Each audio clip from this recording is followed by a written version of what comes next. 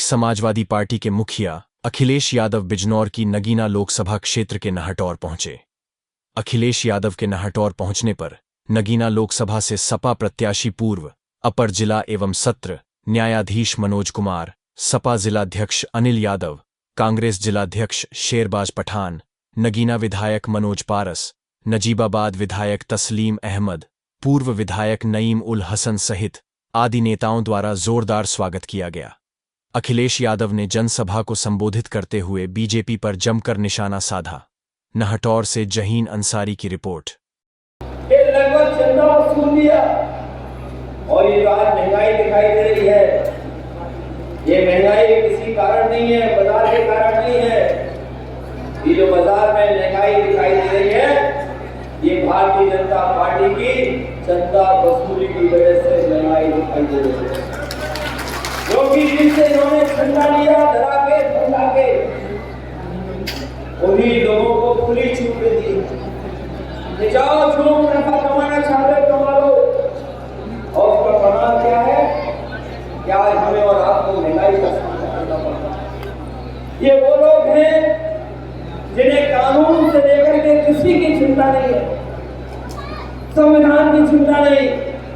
और इनकी सरकार में आपने देखा होगा, केवल उद्योगपति नहीं, जो इन पार्टी के खिलाफ अगर कोई खड़ा हो गया है, कोई आवाज उठाया है, उसके खिलाफ इन्होंने छोटी कार्रवाई की। चाहे किसी दल का बना रहा हो, अगर बीजेपी के सामने खड़ा है तो उसके नेता को झूठा फंसाने का काम किया। आप जानते होंगे पूरे प्रदेश में अगर सबसे ज्यादा झूठे मुकदमे किसी पार्टी के ऊपर लगे हैं तो केवल समाजवादी पार्टी है, दूसरा दल नहीं है जिसके ऊपर इतने मुकदमे लगे। हमारे मोहम्मद आजम अहमद साहब हो, उनका परिवार हो, चाहे हमारा विधायक कानपुर इरफान हो, और चाहे और हमारी पार्टी के नेता, उनको झूठा फंसा करके जेल में भेजने का कोई एक तो नहीं भेजे गए। अगर आप सूची निकाल करके देखोगे तो न जाने कितने विधायकों के खिलाफ इस सरकार ने कार्रवाई की।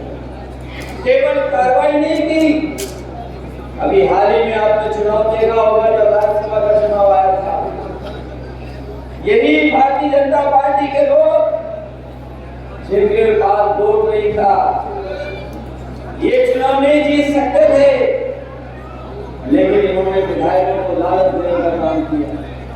हमारे ये विधायक बैठे होंगे, वो जानते होंगे, गिनती में वो कम थे, लेकिन लालच देकर के हमारा न केवल गठबंधन तोड़ा, बल्कि हमारे विधायकों को भी तोड़ने का काम किया। क्या ये आपको पता है कि हमारे विधायकों को तोड़ा गया? उनको लालच दिया गया। केवल विधायकों को लालच नहीं दिया गया है, जो हमारे गठबंधन में बड़े बड़े दल थे उन्हें भी लालच देकर के तोड़ा गया। और इसलिए तोड़ा गया क्योंकि लोग घबराए हुए थे कि समाजवादी पार्टी और गठबंधन इसका मुकाबला कर लेगा, इसीलिए वो घबराए हुए थे।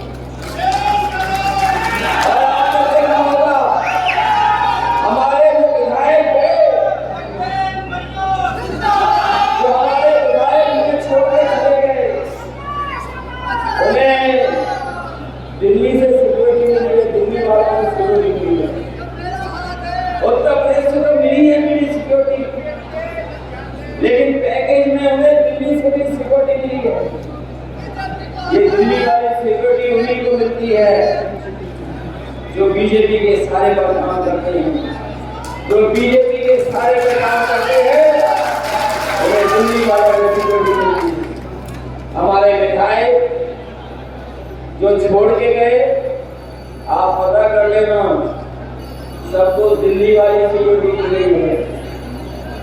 दिल्ली वाले जो सिक्योरिटी देने में उस्ताद हैं, वो सिक्योरिटी दे रहे हैं, और केवल सिक्योरिटी इसलिए दे रहे हैं जिससे कि वो चुनाव में उससे लाभ ले सके।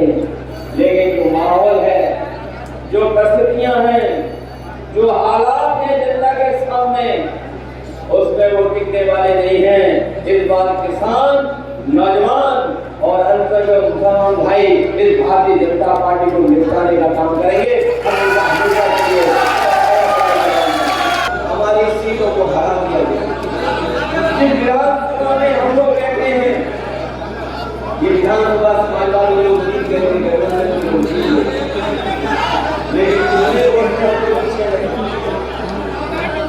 हम लोग पीछे नहीं रह गए। सरकार ने, लोगों ने हम लोगों को हराने का काम किया। न केवल ये सीट बल्कि उत्तर प्रदेश में बहुत बड़े पैमाने पर हमारी आपकी सरकार को बीजेपी की लोगों ने छीनने का काम किया। 22 में तो हमें हरा दिया, लेकिन मैं जानता हूँ इस बार जनता का चुनाव है। जनता ने मन बना लिया है कि जो दिल्ली में 10 साल से थे, उत्तर प्रदेश में 7 साल, कुल मिलाकर के 17 साल की सरकारों का कामकाज दिख रहा है और अभी भी जनता के बीच में तमाम बुनियादी सवालों को लेकर के उनके पास कोई जवाब नहीं। आज मैं आपसे वोट मांग रहे हो। बैसाखी का त्योहार है, बैसाखी का त्योहार जहाँ हमारे सिख समाज के लोग लगाते हैं, किसान मनाते हैं।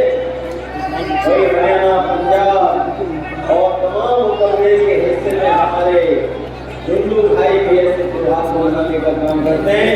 हम तमाम अपने लोगों को जो बैसाखी का त्योहार मनाते हैं उनको बधाई और मुबारकबाद देना चाहते हैं।